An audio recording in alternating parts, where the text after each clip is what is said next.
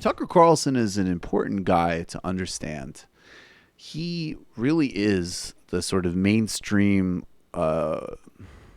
Nazi whisperer of mainstream news in this country. There was a really good profile of him that was just done in the Columbia Journalism Review, which sort of captures his sort of the paradox and what really distills the time. We'll talk about later Steve Bannon in a $1,400 a night hotel room talking about why Donald Trump and Betsy DeVos are not elite. And in this great profile, the author, her name's escaping me right now, of Tucker Carlson, she talks about the profound paradox of her as a freelance writer who might need to take a job at Starbucks to support herself and her family, living in Iowa, mind you, that she's the elite scold. And trust fund baby Swanson heir, cable news blowhard Tucker Carlson is somehow the bottom-up representative of the not so silent and, thank God, actually not majority of Americans. This is Tucker Carlson on Fox News. And, you know, he's quite, what's also revealing about that piece, though, is that for somebody who has a Fox News show, and I think even in his own self-concept, frankly, it really bothers him to be called racist. It actually really, really gets to him, which is a good lesson in terms of our programmatic plans. So let me just say this. Tucker Carlson is a racist. Cosign. And by any meaningful definition of the term.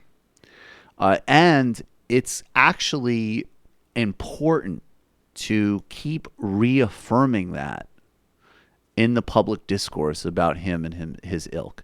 And he's going to make our job easier and easier by doing segments like this. What precisely is diversity our strength?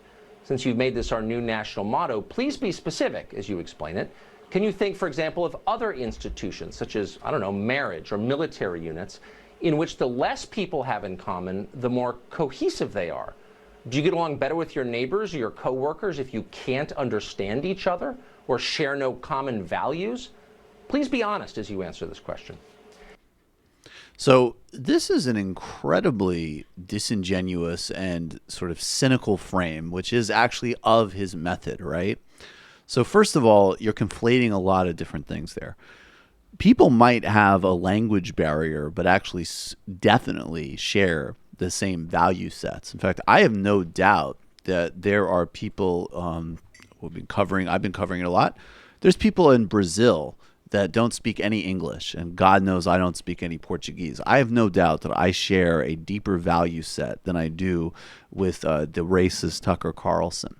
So conflating all of those categories means very little. Secondly, yes, the stakes for two people in a marriage and the values that they share and how they may or may not communicate, although probably actually I could tell you not from marriage but from relationships, it might be better.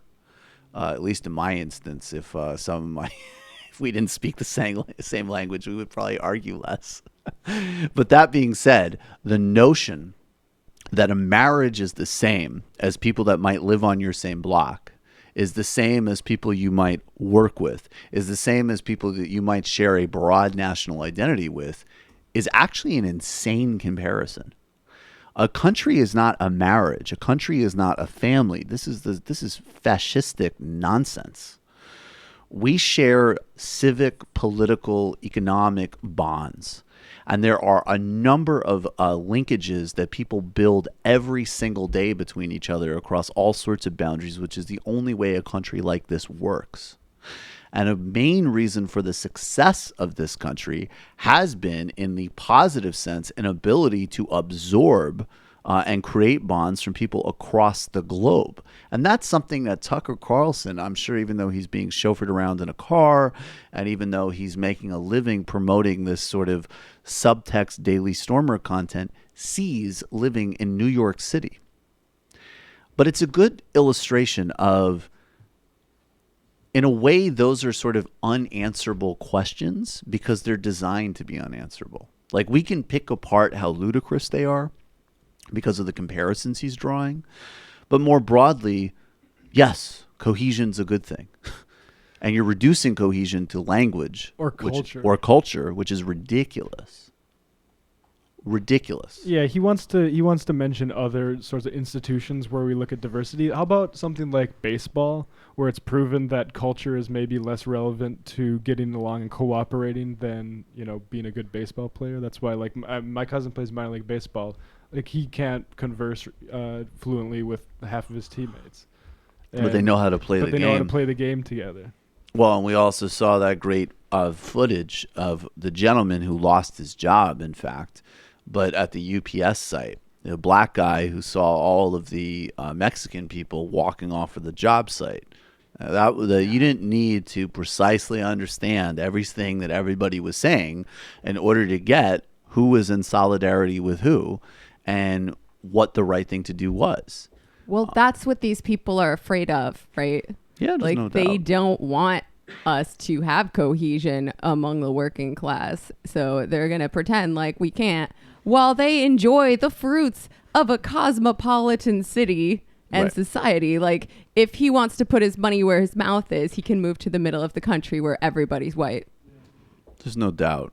But as I say, it's also just that rhetorical trick where, and you see this like with Jordan Peterson a lot, right? Like, or anybody of that ilk. It's like you might make very abstract truisms. Like, in a world with no history, no context, no politics, nothing, right? Like, we're all just a blank slate, ironically, for the people who are constantly suggesting that the left believes we're just pure blank slates. These people want us to be political and historical blank slates.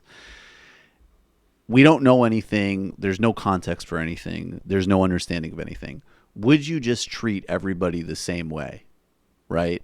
Would you repossess some land in South Africa just without knowing anything, right? There's no history, there's no background, there's no context. Yeah, probably not, right? Or should everybody be treated equally in some type of abstract way? Sure, I guess, whatever that means. Is cohesion an important thing? Yes. Arguably, Tucker Carlson, by promoting these conspiracy theories and nonsense and attempting to connect crime with immigration, by telling these fantasy narratives about America and culture, I would suggest he's undermining cohesion. I think there's a lot of cohesion that actually already exists in this country amongst people through bonds of work and community. And for normal people, it shouldn't freak you out and set off alarm bells and anxiety because, God forbid you hear another language being spoken, or somebody might practice a different religion than you, or there's different food being cooked by you. Normal people don't get triggered by this. And there's actually cohesion around that. So you, by feeding these conspiracy theories and this division and these fantasies, you're creating a lack of cohesion. And you're, again, when you're dealing with people of this political ilk, just be aware that all these word games are disingenuous. It's not a sincere proposition. Even if it was a sincere proposition, as I've said a million times, there can be community and civic initiatives to create, dialogue between cultures, to figure out a community is really changing. Maybe it was monochromatic 3 years ago, and now all of a sudden there's a lot of new people in this town from different parts of the world. What does that mean for this community? How do people dialogue together? How do people create space for each other? That's totally valid. He's not talking about any of that. He's just giving you broad generalizations with stupid comparisons. Who you marry is not who you have to live in a community with, okay? In your own choice of who you marry, you can be as narrow-minded as you want to be. That's not your civic and political responsibility. Your community is. And it's an insane comparison. Anytime people start talking about family as country, your fascism bells should be just not a faint echo. That is it. Yeah, that's some blood and soil shit right there. That's blood and soil shit right there. Exactly. Tucker Carlson's a racist. Did anybody know off the top of their Yeah. head Tucker's middle name? No. So it's like It's in here, I think. Is I it can't. Swenson? It's like Swanson, Tucker, right? Swanson, McNair, Carlson. Something Nice. good like. Four Remember names. when he was just like a wacky nerd with a bow tie? Sort of. Yeah. I remember that. Tucker, McNair, Swanson, Carlson. Get the fuck out of here. All right, we have a few ads.